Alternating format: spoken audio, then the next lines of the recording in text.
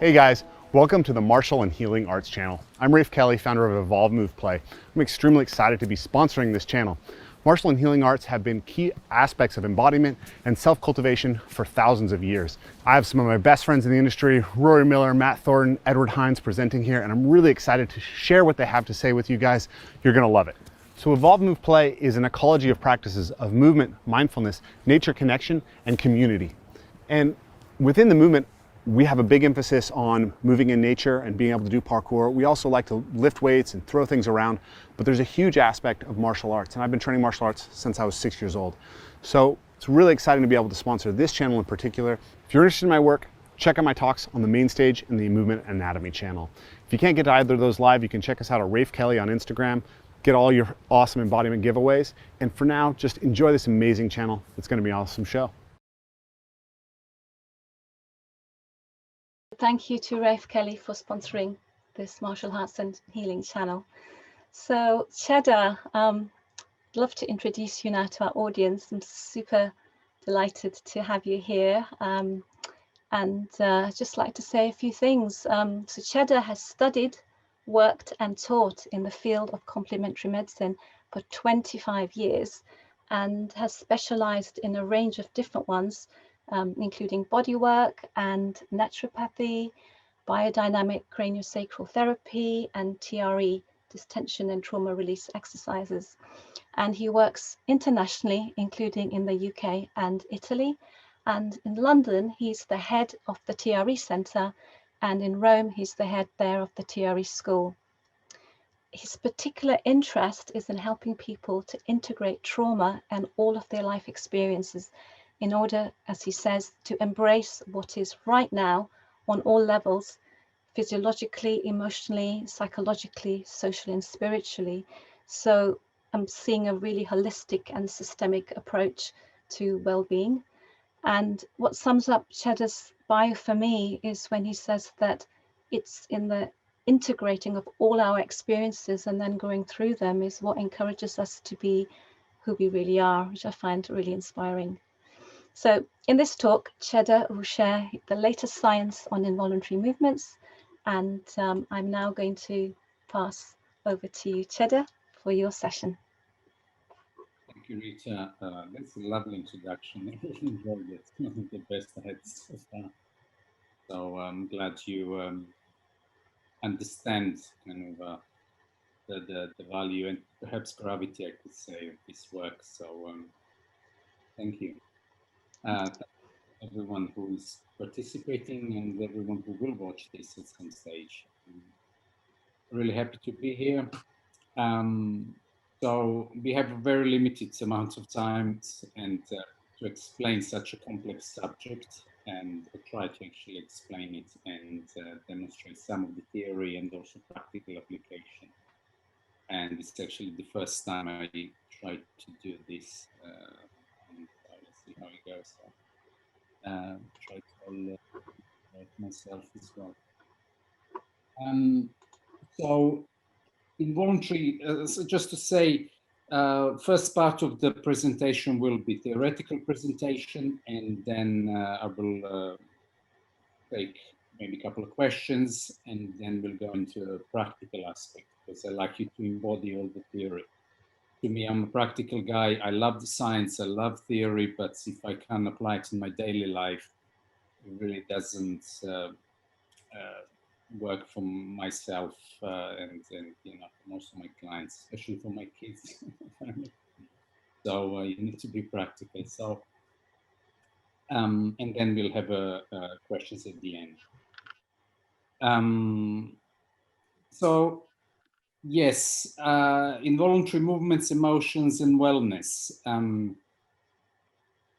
Really fundamental subject, and I believe my passion for it has developed over the years, and the more experience I gain in this field and the more I understand my body and other people's body and expression and emotions, I become more aware of the agency of this work and importance of this work. So it is ongoing stimuli for me and ongoing inspiration really to go deeper and learn and and embody more of this and then share with others. So I'll just start with, actually I need to do screen sharing first. Can I screen share now? Yeah, I can. Very good.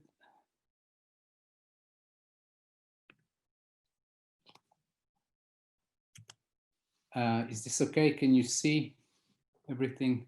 Thumbs up, please. Thank you. Lovely. Okay. So what I need actually. 1 second.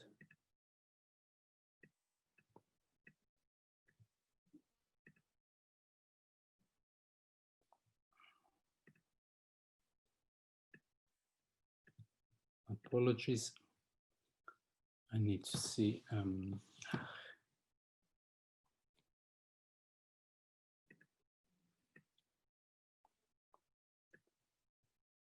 In order to see the whole screen, I need to actually minimize my own screen. So, involuntary movements, this is my definition, basically. So most of the things I will be sharing, it's from my own experience and what I've learned from others, and especially from my students and clients. Involuntary movements are rhythmic pulsatory vibrations that are formative to our body and our experience. Formative means they form our body and experience, and I'll demonstrate that very shortly, exactly what I mean by that, and visually. So awareness and embodiment of these involuntary spontaneous movements provides a direct and immediate reconnection with our most intelligent and authentic expression of who we are. Often I hear and we hear the authenticity and intelligence and reconnection with oneself, but without really perceiving involuntary and emotional states that are present in one's body, you can't really be authentic. You might have a perception that you're going towards authenticity, but only through that embodiment and perception of your current state, you can be authentic. So embracing all our emotions and integrating their effects in our body without judgment, it's really important, is the process of deep reconnection with oneself and life. And to me, it's really important, this distinction that involuntary movements and emotions often have been frowned upon and kind of separated and squashed and not really embraced or encouraged in our formative years or the way we were conditioned. And that goes across many cultures, and in our modern life, really, we value greatly our intellectual mind, our calculative mind, and so on, but and our voluntary movements. But involuntary movements are found to be a little bit uncomfortable, a little bit scary, a little bit pathological. And same thing with emotions. We can't really express fully our emotions without someone passing the judgment, and that goes since we were children. Just to remember that for every single yes the child receives from the environment, there are 5,000 no's approximately. So it just goes to show you about the freedom and liberty that we live in, and we perceive that as such. So my work really revolves around encouraging, facilitating, and nurturing these involuntary movements with a lot of care and compassion and support. And the same thing goes for the emotions. Also, emotions are not expressions of positive and negative states of the body. They are all important, and in our society we really identify very strongly what's positive and negative generally, but also on an emotional level. So our work is really to develop more emotional intelligence and presence, and include and embrace all the emotions, because they're all very, very valuable. So I'm just going to demonstrate something about formative power of involuntary movement here. And this is thanks to Richmond Heath. He, one of my colleagues from Australia, he puts together part of this video. And between weeks 4 and 8, the embryo grows rapidly and the face becomes recognizably human. The eyes on the side of the head begin to migrate forward and 2 distinct hemispheres of the cerebral cortex emerge.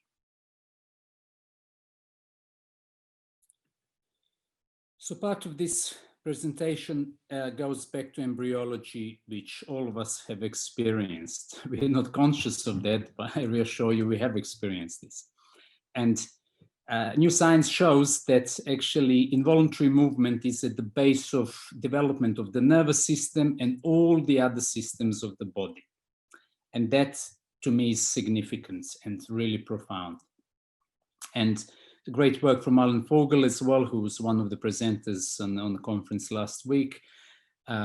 He also talks about prenatal and newborns show spontaneous muscle contractions called myoclonic twitches. But we know there is a lot more than that. There are vibrations. Myoclonic twitches might be external expression of the movement, but internally there is always a movement.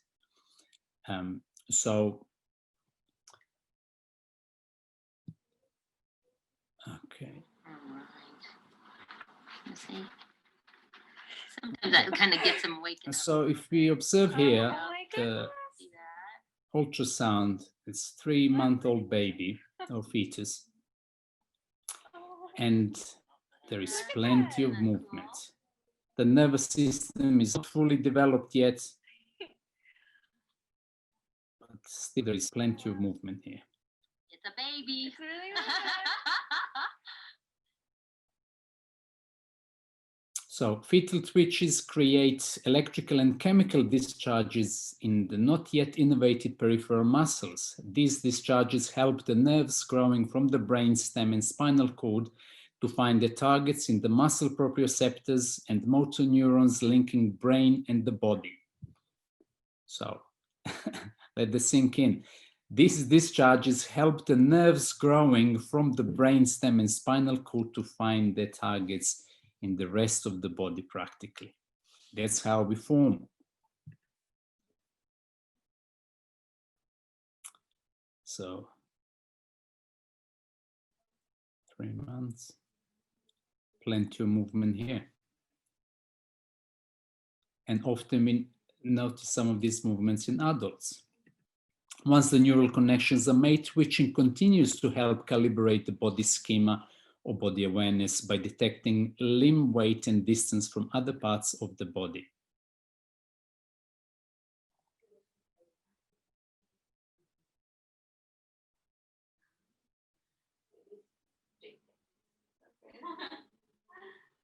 And another ultrasound. And you can see. Holy moly, you got the thing out. It just flipped around. Very lively. Wow.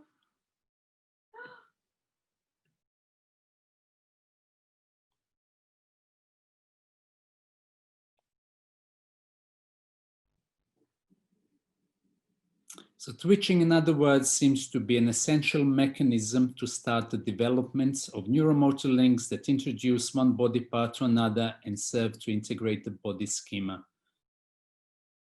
Okay, so importance of that is huge. So I like that part of the science and embryology. And we can see here also fetus being in the boundary connected, experiencing this boundary and growing in it. So coming from that, just really to explain this formative aspect of connection from the brain stem and the spinal cord towards the rest of the body.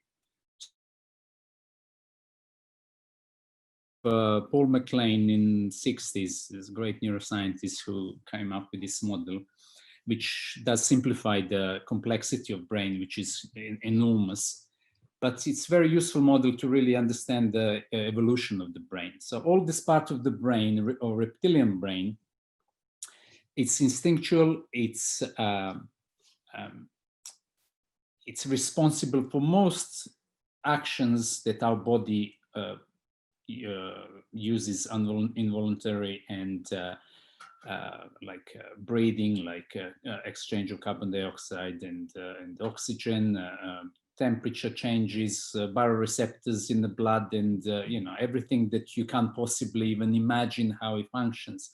But the profound intelligence within you right now is actually regulating everything without your conscious mind even having the slightest idea what's happening. So importance of that brain also nurtures the involuntary movement that are present within us, and which I'm talking about here. From the reptilian brain or brainstem, then the brain grows. The limbic system is midbrain and other parts, the higher parts of the brain or mammalian brain, are growing out of the brainstem, and they are responsible for emotional feelings, for sensations, and they translate the perceptual cues from the environment or from within the body. And then you have the neocortex, which is human brain, rational thinking, creative brain, and so on. And that neocortex is responsible for motor functions, for our voluntary movements, etc. So this motor functions and top part of the brain actually grows from the limbic system as well. And you will see this sensory cortex, which is the part of involuntary regulation of the body. And the importance of that is really fundamental. So I hope to be a little clearer on the next slide. So brainstem, the parts on the left in red, it's kind of a describing survival function, safety. So the main job here is for me to survive with the least oxygen, the least energy spent or wasted, and for me to be safe. Emotional brain in blue limbic system also is dealing with safety, with connection with other people, with connection with myself, hence the emotions and sensations that are present and being regulated by it. And then we have the neocortex, or executive parts of the prefrontal lobes, and thinking brain that is involved in learning and problem solving and so on. And obviously there is interconnectedness between these. There are different networks, from default and salience network to executive function, but this is more complex. However, it's just an idea how the evolution of brain actually has manifested. So just on this slide, I'd like you to really appreciate that, also do appreciate that brain and human body, it's three-dimensional structure. As a matter of fact, it's fourth-dimensional structure if we include time as a fourth dimension, because everything is in movement. Your cells, your whole body is pulsating, is vibrating. There is nothing still in the whole body. So the term that I use is homeodynamics, because I don't really perceive homeostasis as a valid term, although it's used widely. There's nothing static in the body, but homeodynamic actually demonstrates that we come into the balance, but in the dynamic balance within different systems, and we got more than 12 systems that's simultaneously coming into a balance. So just coming back into that three-dimensionality or four-dimensionality of our brain and our body, that some of these structures that have grown from brainstem, limbic system, then sensory cortex, as we can see it here in a yellowish gray area, that actually regulate all the sensory information coming from our body and involuntary movements coming from our body. They are precursor to regular motor reflex or voluntary movement. So if your sensory cortex is functioning well, then it's most likely that your motor cortex also will be functioning really well as your thinking part and so on. So that's the connection that is so profoundly important to understand, and I see that in my daily work, in the classes. The more we bring people into their homeodynamics, into their balance, the whole life improves on many levels. Yeah, not just emotionally, but also work-wise, relationship-wise, and health-wise, and so on. So coming back to the emotions now, it's just expanding slightly on that the researchers in Aalto University in Finland in 2013, they revealed that how emotions are experienced in the body. And this really is kind of a important part, because our society really separates the body, the mind, the emotions, the spirit. As a matter of fact, what my experience is, and most of us, it's all here. Yeah, so our body is actually a vehicle of our consciousness, really, to manifest in this reality. And the more we understand the complexity and beauty of this body, the more we appreciate how extraordinary it is. So emotions are not something separate or some thought patterns, although they might be related. They are related to cognitive functions in the body, but mainly they are manifestation within the body, which this research proves. And the researchers found that the most common emotions trigger strong bodily sensations, and the bodily maps of these sensations were different for different emotions. And I'll show you this in a minute. For example, falling in love can trigger a warm, pleasurable feeling all over the body, while being anxious might be felt as pain in the chest or cold or similar. The sensation patterns were, however, consistent across different European and East Asian cultures, suggesting an underlying biological basis.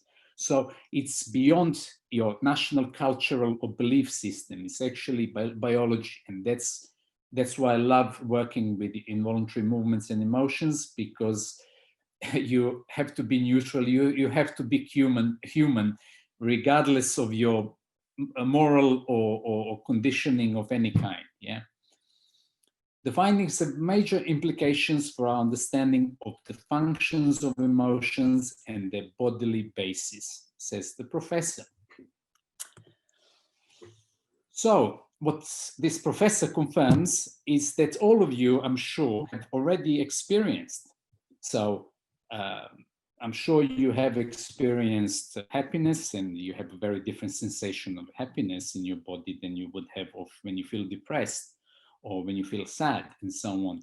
So they managed to really localize that and draw this beautiful picture, and to confirm already that in this world of where evidence-based science is paramount, and that actually clinical-based evidence is really not as appreciated, I like to really encourage you that your experience and your clinical-based evidence is really important. So I cannot tell you, no, your feelings, your emotions are wrong. You know, you should be feeling something else, because who am I to say that? So please honor your emotions, honor your involuntary movements, honor your any state that you are in. Try to understand it. It might not always be pleasurable, but that's not the point.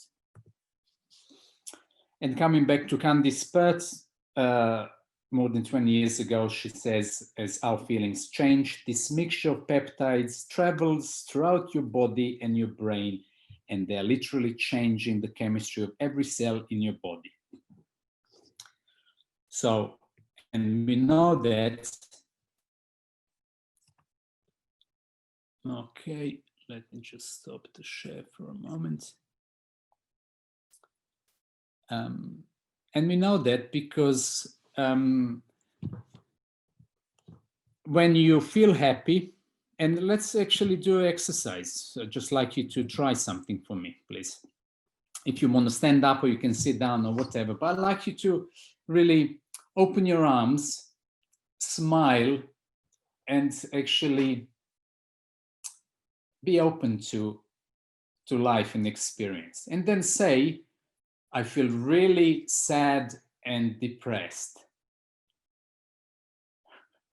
It's not coherent. It doesn't quite work, because your body is saying something else and your words are not coherent and adequate, yeah? Or I'm really feel happy and so full of gratitude here. It's not quite like that, yeah? So I might feel sadness, I might feel shame, and then my body posture also will relate to that, yeah? But I also can feel happiness and gratitude. And often, yeah, so please, it's just a simple thing that's what we've seen, that picture of these bodies and the localized emotions in the body. In the same way, our movements will express the state you're in. Okay, so I'll just actually pause here because let's hear if there are any questions, Rita. And then it's, I hope Yeah. it's clear. And We have one question. Would you like to hear it now? Yeah. Okay, so Karen is asking, did the 2013 emotion study ask participants where they felt emotions and base the result on their answers, or did the researchers actually do body scans to detect the warmth?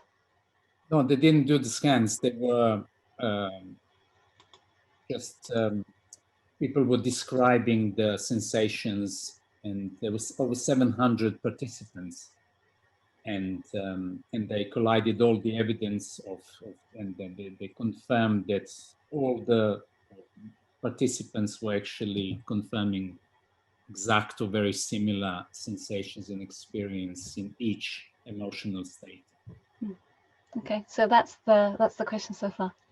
Okay, good. So what we can go, we can like to move to towards the exercise, and so we'll do a practical exercise. I call this movement inquiry.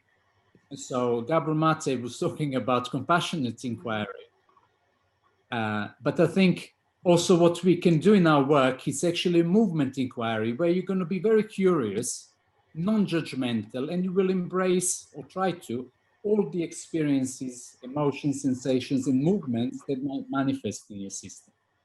So I believe that awareness, embodiment, and integration of our emotions and of our all involuntary movements are fundamental for more conscious, coherent, and complete human experience. So let's see how that manifests in our practical session. So I'll be demonstrating and leading this, and feel free to join, because this is the opportunity to join the demonstration. The experience, what I was talking about. Just double check.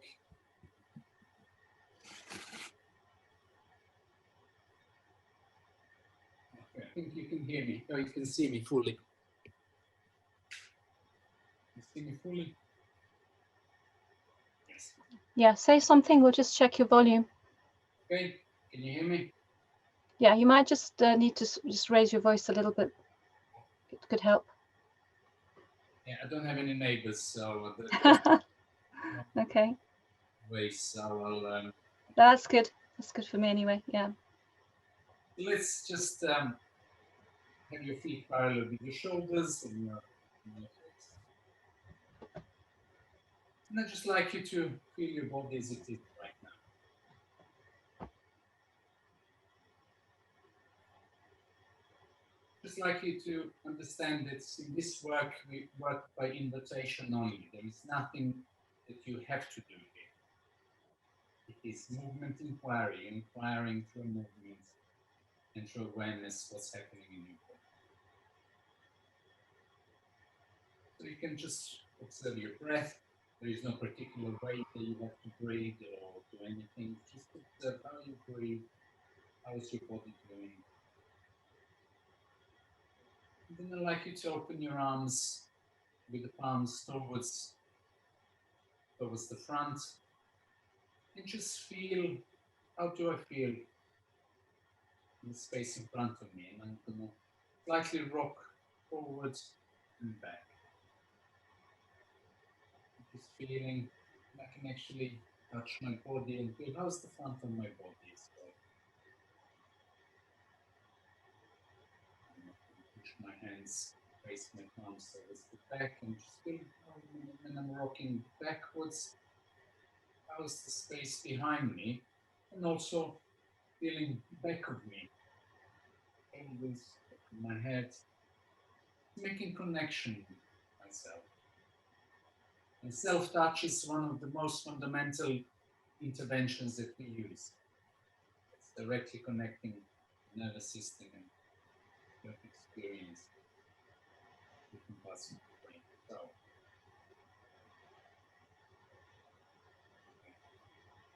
and then let's rock from one side to the other side. Have your knees soft.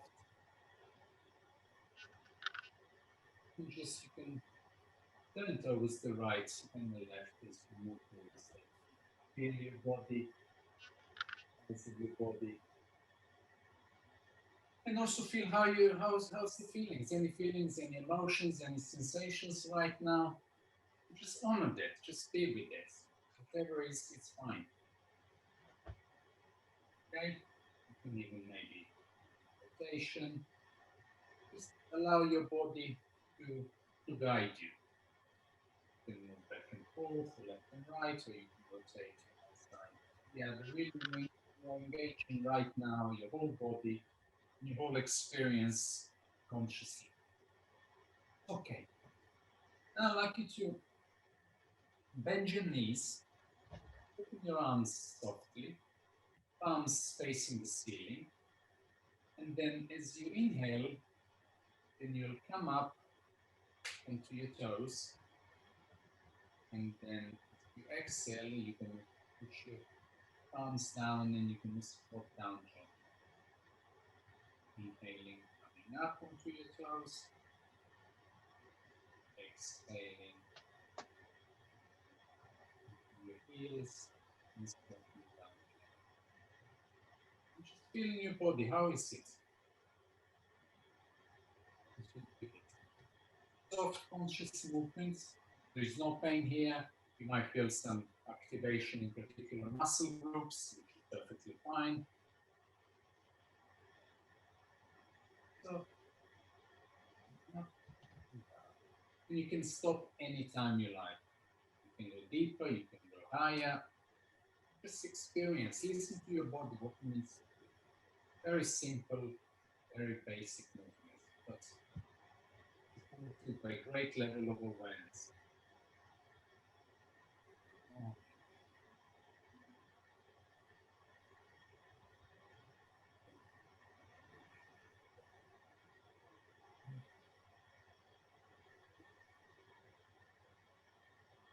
I'd like you to open your legs a little wider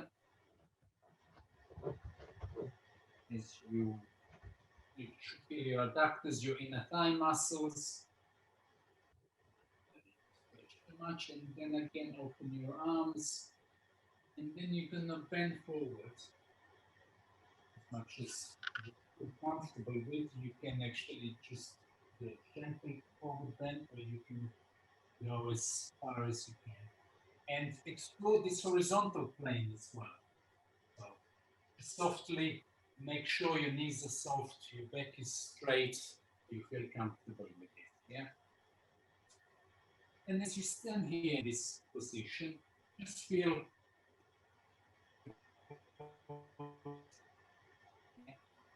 just allowing your breath to be free. And then we're gonna go towards our left leg. If you can't reach all the way down, that's fine. You just reach any part of the body. And I like to really touch your body, your leg, and really feel how is it doing, my leg. Okay? And then slowly you go to the other side. Do the same thing here.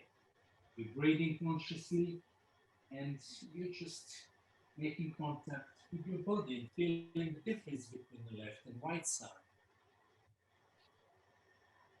And as you do that, and as you finish that, you look behind you. You go a little deeper and just look behind you, palms behind you, and just feeling your hamstrings, back of your thighs, and you make contact with them as well. feel free to touch your bum, it's yours. And then breathing again and slowly coming back into the standing position. In some of these movements and postures, we engage in different planes of our body and space within and around us, and allowing the experience and sensations to feed back out of the body. Now we're going to be opening our front line by raising our arms and reaching out above and behind us. Yeah, so just let me make this a little bit more. And you don't have to exaggerate. This is not kind of a competition, how the back bending competition, but just gently engaging the front of your body and just embracing upward and breathing normally. And just feeling, how do I feel right now in my body? Some of you might feel a little tremor, a little movement, as I do right now in my lower abdomen.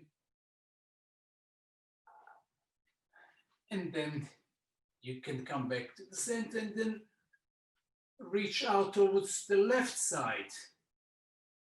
Okay, and you're stretching a little bit more towards the left, engaging actually your opposite hip and your opposite foot. So engaging towards the left side, and you're feeling your right foot engaged here. Make sure you don't have any pain in your body. Then we go to the other side, towards the other side, and we reach out there.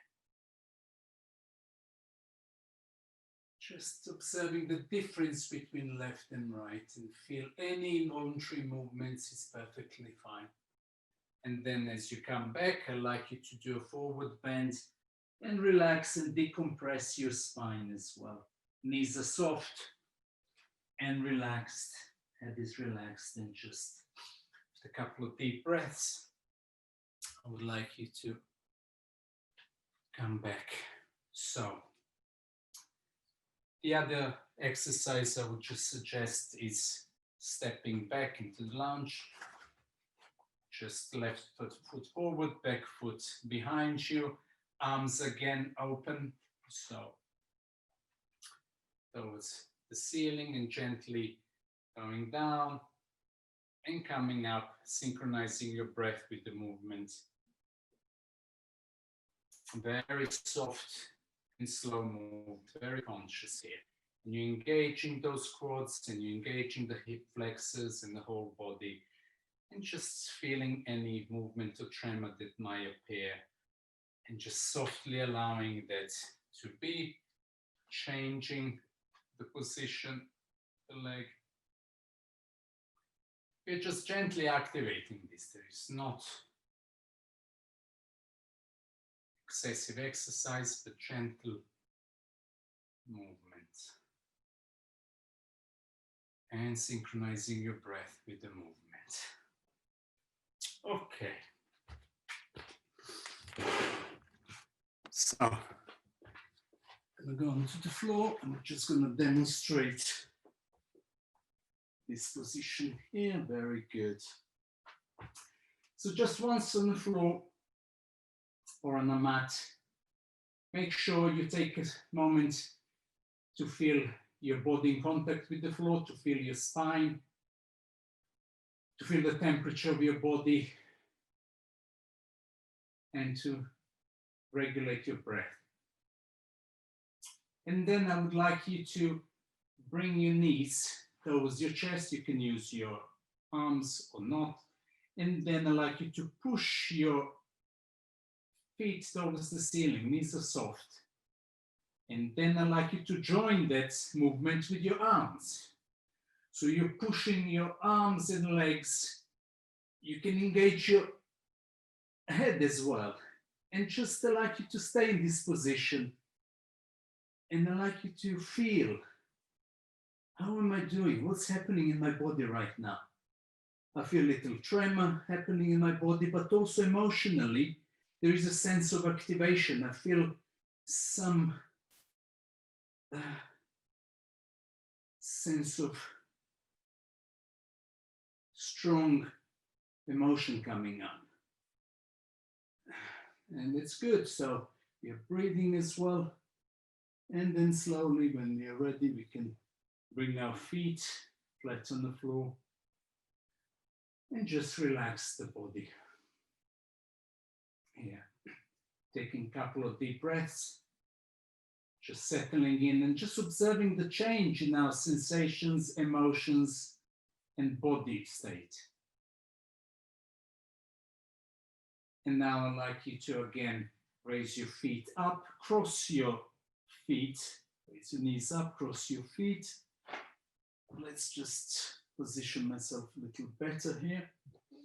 And I'd like you to embrace with your legs and with your arms like a tree that you're hugging, or your loved one, or you're playing with a friend, or with your children, or with someone. So how is that for you? What kind of emotion and sensations are you experiencing here? There is still movement in the body, some activation happening, but emotions are rather different. And then let's slowly bring our feet again down and relax arms down. Our feet will be close together now, knees close together as well. And we're going to slowly, gently lift our hips, just a couple of inches off the floor, a few centimeters off the floor, and just stay here for a moment. The key here is feet together and knees together. Just feeling your breath, feeling your sensations and emotions, and any involuntary movement that might be emerging. Okay, and then slowly bring our hips down onto the floor, and we allow our knees to fall out into the butterfly position, where we're going to have our feet flat against each other. And again, we feel the body in contact with the floor, the body temperature. We push our feet against each other and we bring our knees a little closer together, and we just hold here for a moment. Just hold here and we observe. We are curious now. What is my body expressing? What it wants to show me? And I feel a little movement in my legs, and there is a little contraction in my diaphragm. And there is a movement towards the right, and I'm following that, and I'm fully present and allowing that to take place. And so you just allow your own movement to express. If you want to bring your knees a little closer together, if you need to put your feet flat on the floor and your knees a little wide, and allowing any movement that is expressing any sensation or any emotion that might be emerging. This is what they call authentic self. You're coming closer to really what needs to emerge, what is right now in this moment. And the more we do this, the more aware we become, and the more conscious we become. If you need to stop for whatever reason, you simply stretch your legs out, lock your knees, extend your arms, and all of this stops. And also carry on doing the movements, and feel free. I'm just gonna roll onto my side and show you the integration that we call integration, where you have this process, and we're very brief today, but just if you try to do it, make sure you allow the settling and sinking of the experience into your body. You can do it in this position, or even if you lie down onto the floor. But just make sure you give yourself a few minutes of settling and doing nothing. That's really the key in this work as well. So it's not about working and and tremoring or shaking or vibrating or releasing or any of that. It's about complexity of movements, but also it's about stillness as well.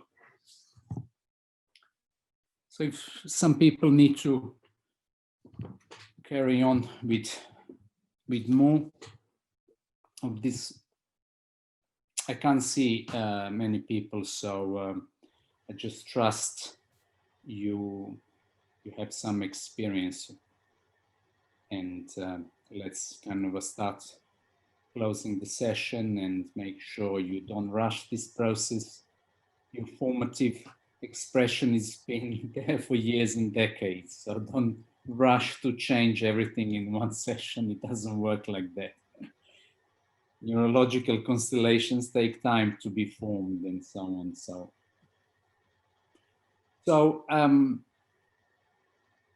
there is so much more I need to I could discuss about this work, but I think this is slight description of involuntary movements, emotions, and wellness and homeodynamics. When some of these pieces come into the together, the greater sense of wellness is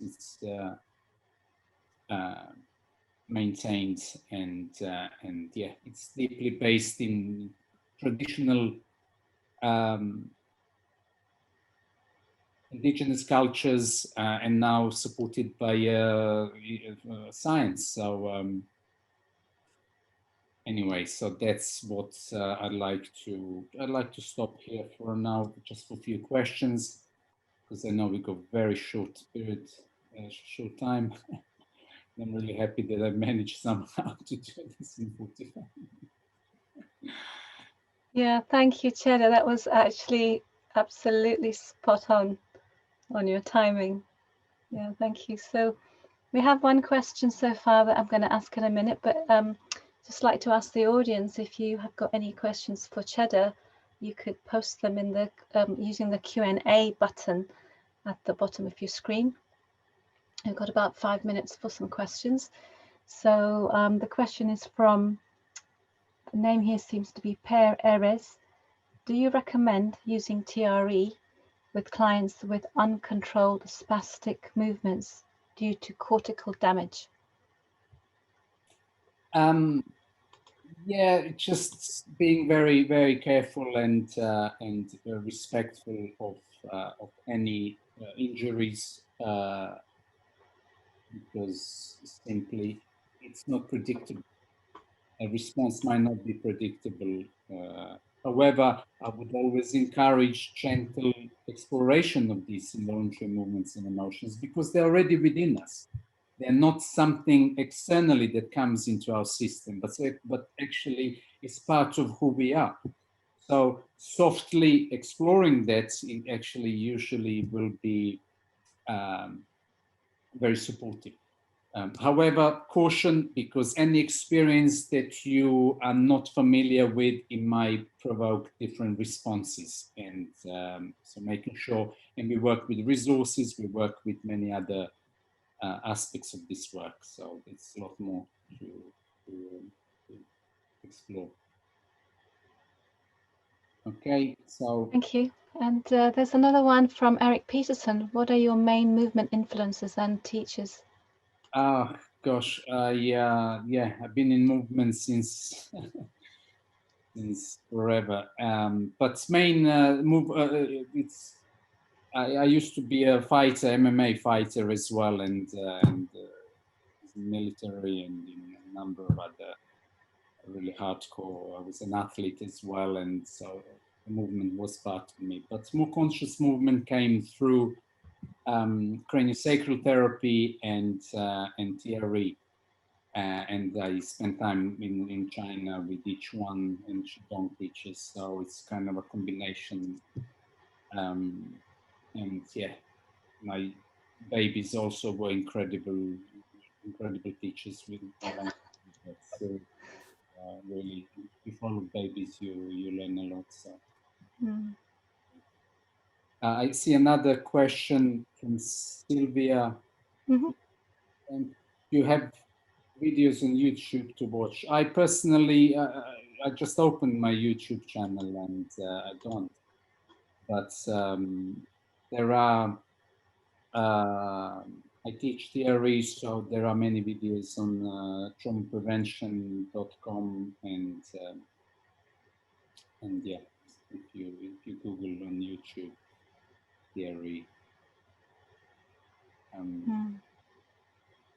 How do you, my baby's children inspire me, Anna Marquez? It's a daily inspiration.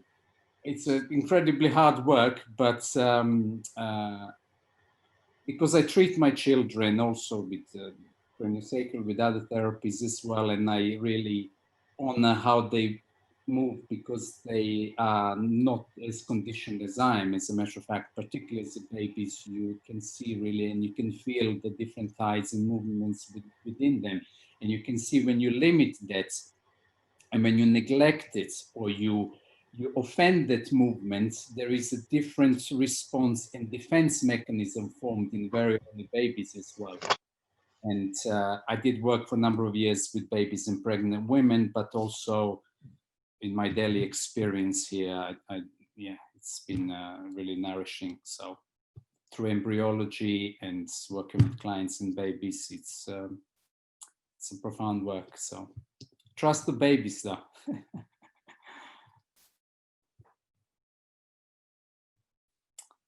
Okay, so I can't hear you, Rita. Unmuted. Just let's try one more question really quickly. It's the idea to notice my emotions that come up along with the tremors.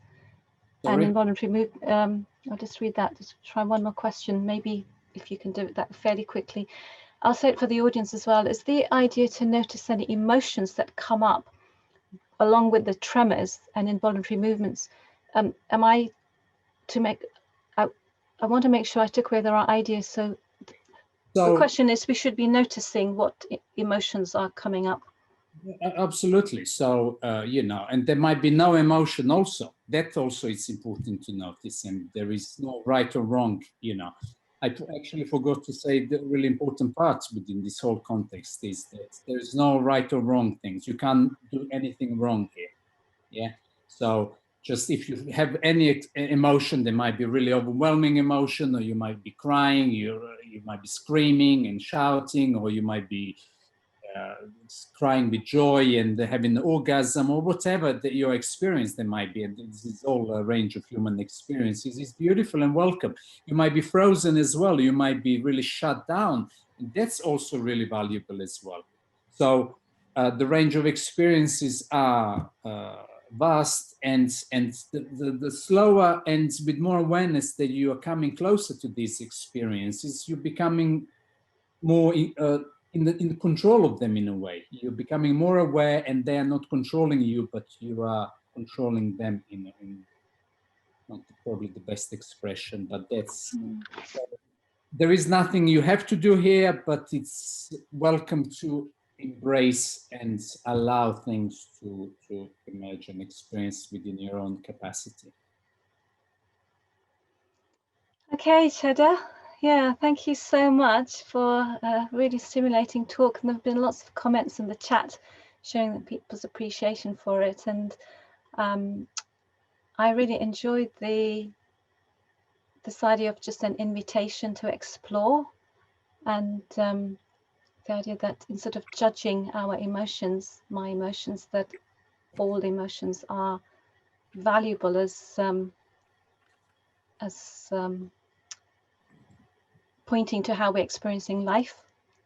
So thank you so much. And I'm going to come back to you in a few minutes with a question for you about, in one sentence, how can we all be more embodied? Okay, got a bit of time to think about it. So for the audience, thank you so much for being here with Cheda today. And I would just like to talk to you a little bit about what next with continuing your learning. So this recording is available free for 48 hours. There was so much there, that including the practices. So if you would like to watch it again, for 48 hours, it'd still be available for free. And we also have coffee breaks where you can meet up with people in breakout rooms who are attending the conference and share your learning. And there's the Facebook group as well, which you can join. So all of those are open to you to try out. And the other thing that you can do if you want to continue your learning is to consider buying the online library of the whole conference. So all the conference recordings are available, and after the conference it'll be twice the price. So what I really love about it is that if you like a structured approach to learning, it comes with all the video recordings and the audio recordings as well. Personally, I tend to listen like on the move when I'm cooking or shopping. So you get the audio recordings and you get reading recommendations, you get the notes, you get all kinds of other stuff that come with it. So that's something you may like to consider to continue your learning.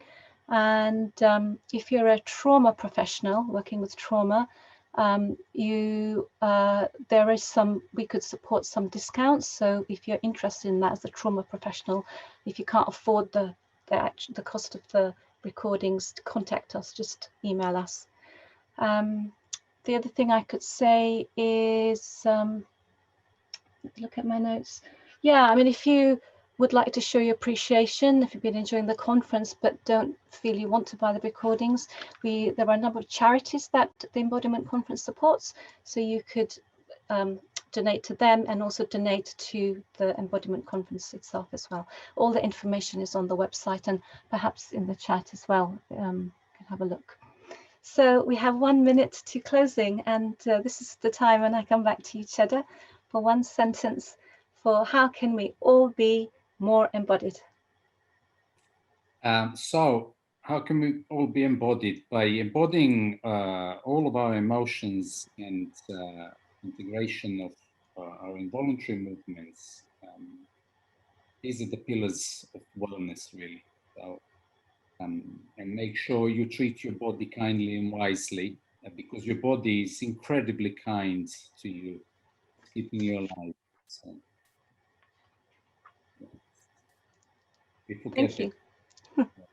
Thank you so much. And the next session on this channel is Dr. Edith Ubuntu-chan talking about super wellness and the new multidimensional human. So you may like to join that one. Thank you so much. Bye-bye. Do we do the coffee break or no? Is there coffee break or no in this session or no after? So the coffee break is, you can click on the link on the website to enter the breakout rooms. But after this session, there is no coffee break. No. It's the same link for the next talk. So we don't hold the coffee breaks on this link. Okay. Cool. So much. Thanks, everyone. Thank you. Thank you so much, Cheda. Thank you, audience. Bye-bye.